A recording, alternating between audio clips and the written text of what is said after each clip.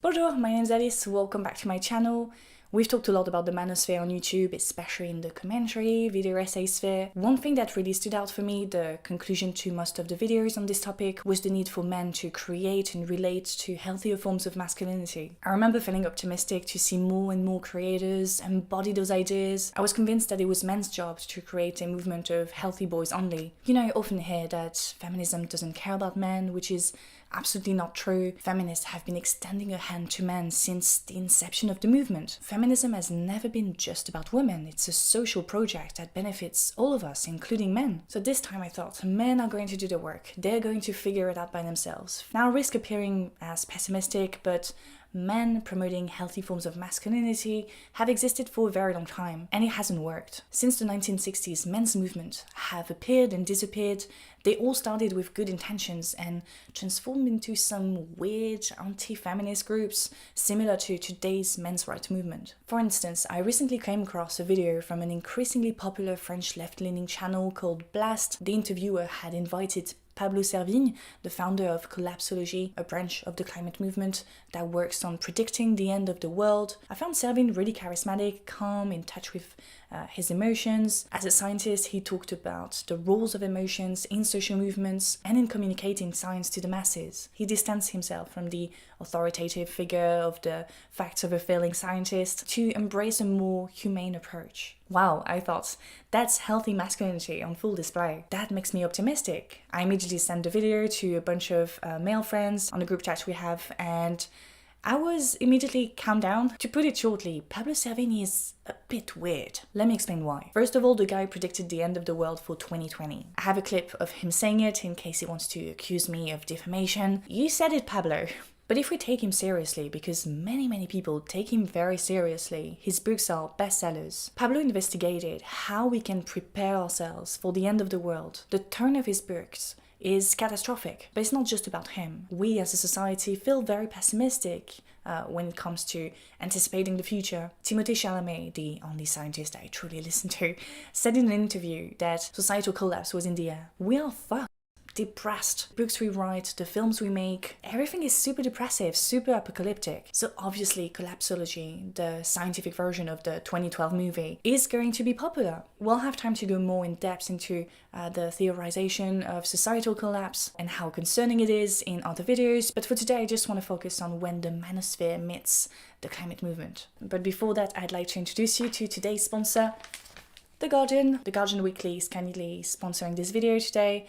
I've learned a lot from it. I've been receiving those issues for more than a year now. What I like about it, the magazine format, is that you can touch it. It's easier for me to retain the information, to really engage with the information. Most of the articles you'll find in it are already published, but they are compiled in this very cool issue. You also have some exclusive features like the global reports, where you get an overview of what's been happening in the world from the west to the east. Those magazines really help me connect the dots and also learn about bigger issues. So, for example, in this one, they have a big story on the World Cup. I don't always agree with their journalists' analysis, but you know, it remains challenging. It helps me keep track with geopolitics, diplomatic issues. Now, if you or a friend think that you could benefit from receiving this weekly issue, I have a very cool offer for you. If you go and click on the link in the description box, you'll get 50% off a gifted subscription. So thank you to The Guardian for sponsoring the video, and now let's go back to it. Philosopher Francis Bacon advocated in the 16th century for the submission of nature to the reign of man through technology, knowledge and power. Since then, not much has changed really. We are now facing the aftermath of taking, using, throwing away for centuries, but it extends beyond nature. The way we treat human beings, kids, marginalized groups is very similar in a way. Ecofeminists, for instance, have found a connection between the domination of men over nature and the domination of men over women. The conquest of land, for example, is very often synonymous with the abuse of women, and abuse is clearly a euphemism here. In many societies across the globe, governments control society through the control of women's sexuality. See what's been happening in Iran, or what someone like Jordan Peterson says regarding enforced monogamy. Now, if sexuality is not controlled, regulated, it is turned into a sort of cultural entity. The Guerrilla Girls showed that 85% of the nudes in the Met Museum are female, and pregnancy is still sacralized on magazine covers, etc., etc. In literature, womanhood is very often used as a metaphor for the land, a country, ecosystems. It's very true in Irish literature, for example. I did a whole essay on that for uni. In fact, when we look at the climate movement today, it's surprising, actually not that surprising, that the majority of it is constituted of women, especially its leaders. Caring for the environment and caring in general is considered women's business, a feminine value. In fact, in the history of feminism, women have appropriated this idea that feminine equals care to advance their cause. Some section of the US suffrage movement capitalized on the existence of male and female distinct values to demand the right to vote. Middle-class American women advocated for their involvement in politics as a way to counterbalance the predominance of masculine values in society. This form of cultural feminism, that's how it's called, doesn't seek to abolish patriarchy altogether, but instead to find a sort of balance between men and women, the feminine and the masculine. On an individual, societal, universal level, both forces have to be present and work together. Now, what do you think those male and female values are? Well, the feminine is receptive, stationary, cooperative, and nurturing. The masculine, on the other hand, is competitive, creative, and dynamic. Cultural feminists recognize that each individual can be a mix of different energies.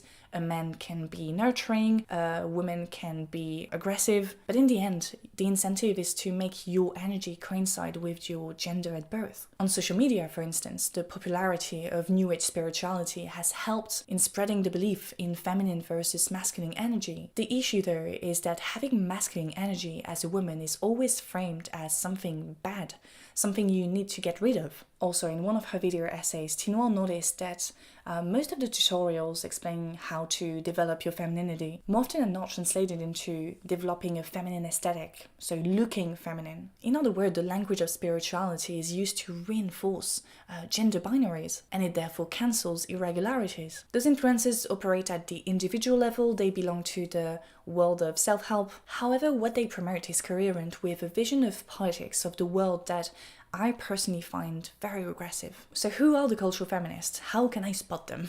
Well, they can be anywhere. Some eco-feminists are motivated by a so-called feminine essence, meaning that female values and by extension females will save the world. TERFs are also quite close to this mode of thinking because they refuse to see trans women as women because they don't have the reproductive system of the majority of women and they weren't socialized as women. Therefore, they don't have those essential feminine values. They are perceived as some sort of undercover agents of patriarchy that are going to destroy the movement from within. Similarly to New Age influences, many TERFs also use the aesthetic of Gaia, basically. Cottagecore starter pack, more or less. So long dresses, long hair, the flowers, etc. But more generally, when you hear someone say that if only women rule the world, then there wouldn't be any wars, or when Hillary Clinton says that every time a woman is elected to head of state or government, that is a step forward in reference to Melania's potential win. Well, this kind of follows the same logic that women naturally carry with them feminine values that are only positive. I'm not saying that representation doesn't matter, it really does. But sacralizing women uncritically is not good at all. After all, Hillary Clinton, who's sometimes described as a feminist icon, is a war fanatic. She loves war. She loves to get involved in them. Whether it's on the individual level or the societal level, cultural feminism implies that in order to improve society, and in the case of the climate crisis, save the world, we have to take a distance from the chaos of party politics to change our whole culture. What is wrong with that, you might be asking? What is wrong with wanting to change the culture? You know, when we talk about something like getting rid of toxic masculinity, we don't talk about a precise political project. We talk about a change in culture. So what is the difference between an essentialist cultural feminist and a post-Me Too feminist? In fact, if we take the example of Me Too, the movement has revealed that sexual violence happens everywhere, in left-wing circles, in right-wing circles. It led many women to kind of reject politics, party politics overall. Does that mean that all these women are essentialists, cultural feminists? No, not at all. What Me Too did is that it started a conversation on the existence of an oppressed class of women above politics. In France, the hashtag Relève Féministe is an example of that. Historically, the belief in the existence of a sex class is characteristic of radical feminism. In Daring to be Bad, Alice Eccles explains that in the second half of the 20th century, American radical feminism was a political movement that dared to be bad, in the sense that it wanted to eradicate male supremacy. According to her, cultural feminism grew out of radical feminism to instead create a sort of female counterculture that would nurture feminine values. So today, when we use radical feminism as a synonym for TERFs, we actually insult what radical feminism really is. Now, what about the boys? That is the case for the feminine energy. You'll find a bunch of videos on how to develop your masculine energy as a man. Again, the world of self-help and new age spirituality has taken over the task of leading men towards better forms of masculinity. As with cultural feminism, the idea isn't to cancel masculinity, but to find a balance, a sort of healthy masculinity against toxic masculinity. Jordan Peterson, a guy who teaches men how to have values according to French TERF superstar Dora Muto, has indeed found success among young male adults seeking to become real men. Peterson, a psychologist, believes in the existence of masculine and feminine values, different but equally valuable, according to him. What he says isn't revolutionary, it just resonates with a lot of people right now. But the belief that we need to restore masculinity is very old as the belief that masculinity is actually in crisis. When taking a look at history, as researcher Judith Allen did, it appears that men have always been in crisis and that society is becoming more and more feminized. Interestingly, the term toxic masculinity was invented by a group of men, the mythopoetic men's movement in the 1980s. It stipulated that because of neoliberalism, and they don't say it, but feminism, men had become immature and selfish. They were incapable of communicating emotions and also became feminized. The mythopoetic movement therefore organized rituals, gatherings exclusive to men and inspired by tribal societies. The goal was to reconnect with manhood, deep masculinity, through spirituality and sharing emotions from men to men. However, like cultural feminists, the movement understood gender and the relationships between the sexes in a very essentialist way. It promotes a return to a state of nature where men and women got along with each other, lived in harmony. Those ideas are almost copied and pasted in Pablo Servine's books. For example, Servine praises the Man Can Project, an organization that works very similarly to the mythopoetic men's movement. The Man Can Project was created in the US in the 1980s and has gained popularity in France. Since then, it's been criticized by many for its cultish aspects and the consequences it has had on its participants. So how does it work? Well, during a prolonged weekend, men are isolated from the world without any cell phone, money, car keys.